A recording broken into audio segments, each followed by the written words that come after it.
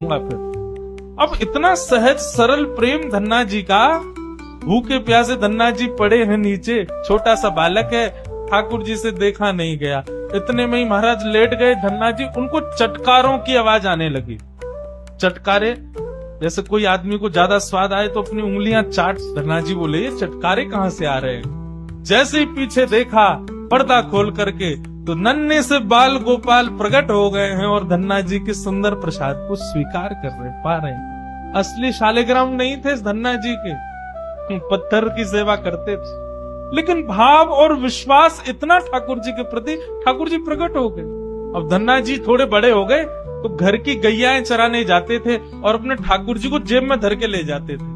गैया जब चरती थी तो पेड़ के नीचे बैठ के ठाकुर जी को निकाल लेते और कहते ठाकुर जी अब कोई ना आए, प्रकट है जाओ। तो ठाकुर जी प्रकट हो जाते, धन्ना जी के साथ खूब लीला करते। ठाकुर जी ने धन्ना जी से कहा आज गाय चराने नहीं जाओगे? बोले आज हमारी बुआ जी आई हैं, घर में बहुत सारे मेहमान आए, आज हम नहीं जाएंगे। तो ठाकुर जी बोले एक काम कर, गैयान को गांव से बाहर ले जा और मोकू भी बाहर पधराया, तेरी जगह आज गैया मैं चराया हूँ।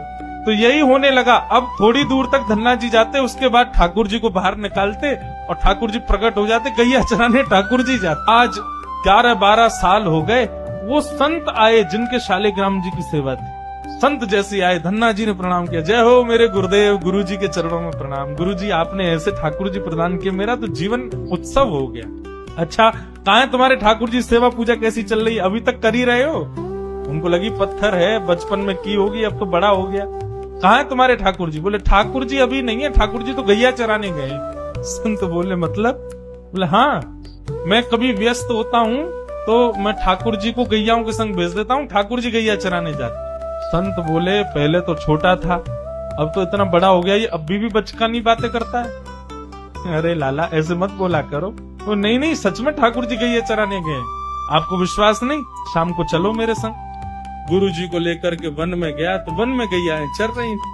बोले कहाँ है तेरे ठाकुर जी? अरे देखो वो दोहरी गैया के पीछे पीछे हाँक रहे हैं, वाकू पीछे पीछे चल रहे हैं, वाक्य देखो ठाकुर जी दिख तो रहे। गुरु जी बोले हमको नहीं दिख रहे। धन्ना जी दौड़ के ठाकुर जी के पास गए, बोले मेरे गुरु जी आए, उनको दिख जाओ। भगवान बोले उनको नहीं दिखेंगे, हम बस तुमको ही दिखेंगे, तुम्हारे सखा तुमको दिखेंगे, सबको थोड़ी दिखेंगे। अरे भैया ऐसा मत करो। क्यों? बोले आपको और मोकू एक दूसरे से मिलवावे वाले तो गुरुजी हैं। गुरुजी यदि मुझको नहीं देके जाते आपको तो आप मुझे कैसे मिलते? मेरे गुरुदेव हैं, इन्होंने ही तो मुझको दिया था आपको। ठाकुर जी रीझ गए, पुनः पुनः धन की भक्ति, ऐसा भाव।